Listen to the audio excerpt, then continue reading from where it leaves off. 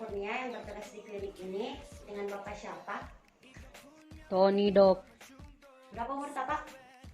20, Dok. Di mana Ki tinggal? Jalan Manuruki, Dok. Kalau boleh tahu apa keluhan tak?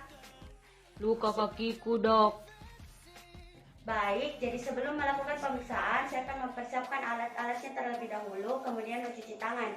Silakan mempersiapkan diri terlebih dahulu di tempat tidur. Bismillahirrahmanirrahim. Sebelum mencuci tangan, kita melepaskan barang-barang yang ada di tangan terlebih dahulu. Selanjutnya, gulung lengan baju sampai sebatas siku. Basahi tangan dengan air mengalir. Tuang sabun cair dan gosoklah di kedua telapak tangan. Gosok punggung tangan kiri menggunakan telapak tangan kanan dan lakukan sebaliknya. Gosok jari-jari dengan memasukkan jari-jari tangan kanan di sela jari-jari tangan kiri. Lakukan sebaliknya secara bergantian. Gosok jari-jari tangan bagian dalam dengan posisi tangan saling mengunci. Gosok kedua ibu jari dan area sekitarnya.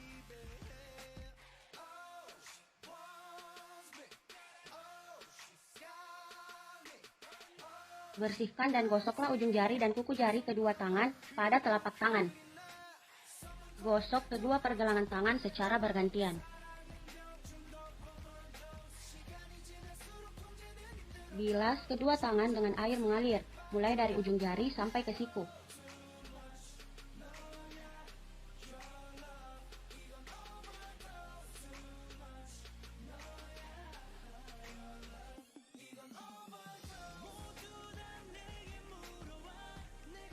Keringkan tangan dengan lap bersih atau tisu.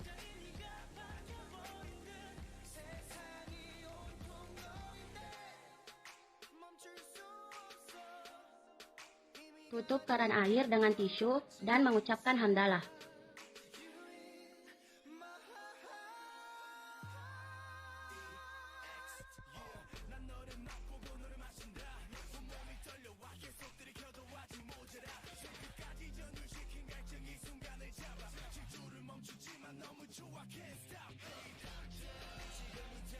Sebelum melakukan penilaian luka dasar, kita akan melakukan anamnesis terlebih dahulu. Baik Pak, kalau boleh tahu, kapan terjadi ini luka tak Pak? 2 jam yang lalu, Dok. Kenapa bisa itu Pak? Kena besi berkarat, Bisa Dok. diceritakan sedikit bagaimana kejadiannya Pak? Tersandung, Dok, waktu naik sepeda. Oke baik, selanjutnya saya akan melakukan pemeriksaan fisik. Lokasi luka terjadi di regio cruris. Selanjutnya kita menentukan jenis luka dan umur luka. Nah, yang terlihat di sini jenis luka robek dan umur luka akut karena baru terjadi beberapa jam yang lalu. Selanjutnya menentukan tepi luka. Yang terlihat di sini tepi luka regular. Kita menentukan ukuran kedalaman luka. Nah, setelah diukur, ukuran luka ini 2 cm dan kedalamannya 2 cm. Yang terlihat di sini tidak ada tunneling, tidak ada eksudat, ada inflamasi tetapi tidak ada nanah. Selanjutnya kita akan menentukan rasa nyeri yang pasien rasakan. Baik Pak, apakah rasa nyeri yang Bapak rasakan saat disentuh, saat ditekan, setiap saat, atau Bapak tidak merasakan rasa nyeri sama sekali? Pas disentuh, Dok. Baik Pak, saya telah melakukan penilaian luka, selanjutnya saya akan melakukan perawatan luka. Setelah melakukan penilaian luka, kita melepas handscoon dan mencuci tangan. Baik Pak, jadi saya akan mengganti perban Bapak dan membersihkannya. Mungkin ada sedikit rasa sakit, apakah Bapak bersedia? Bersedia, Dok. Setelah pasien bersedia, kita siapkan tempat sampah, mencuci tangan dan menggunakan handscoon. Yang pertama, kita lepaskan plester.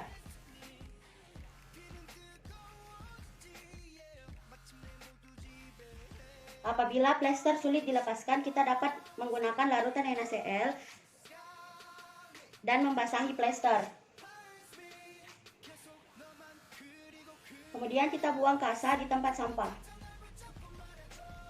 Setelah membuka perban, kita mengganti handscoon menggunakan handscoon yang steril.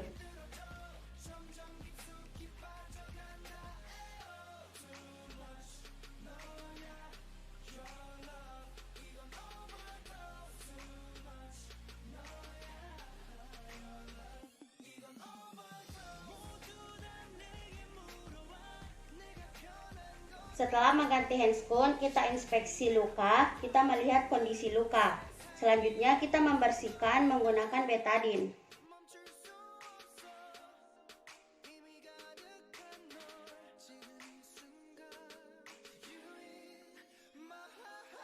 Kemudian kita beri larutan NaCl, kita bersihkan, dan sedapat mungkin kuman mati dengan larutan antiseptik. Selanjutnya kita tutup luka menggunakan kasa baru. Setelah itu, gunakan plester di atas balutan.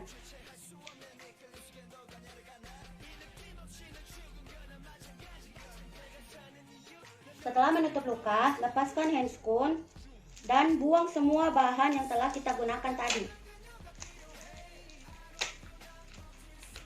Setelah itu kita mencuci tangan. Sebelum melakukan persiapan obat, saya akan menyiapkan alat dan mencuci tangan terlebih dahulu.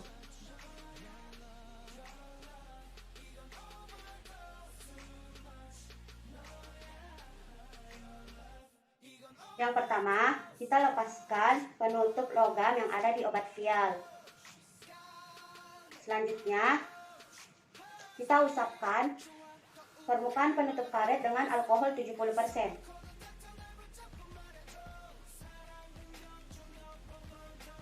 Setelah itu, lepaskan penutup jarum, lalu tarik pengisap pelan-pelan ke belakang untuk mengumpulkan sejumlah udara. Selanjutnya, kita tusukkan ujung jarum dengan bevel mengarah ke atas.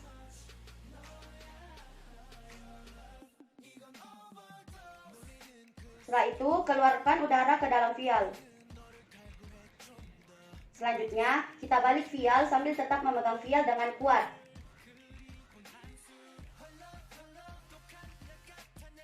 Pertahankanlah bagian ujung jarum di bawah ketinggian cairan agar tekanan udara bisa secara bertahap mengisi spoid.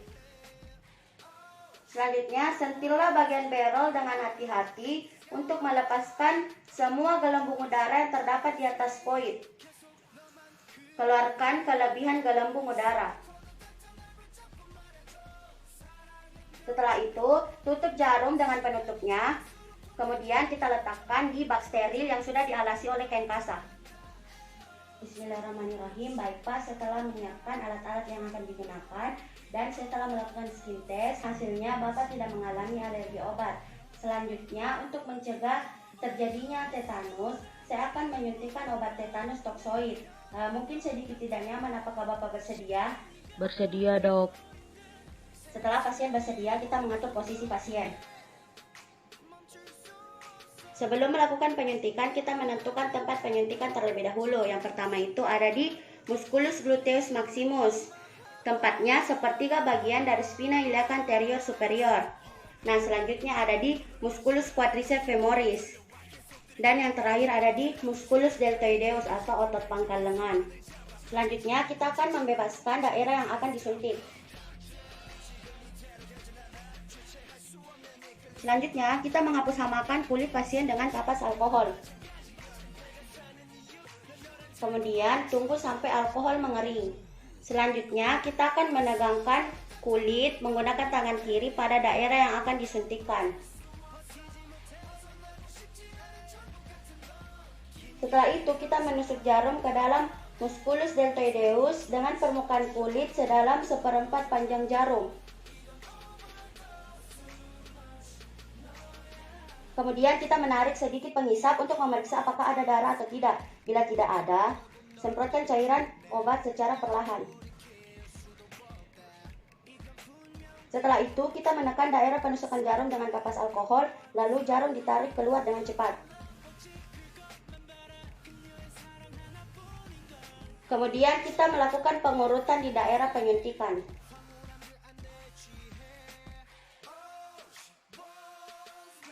Setelah melakukan penyuntikan, kita merapikan pasien.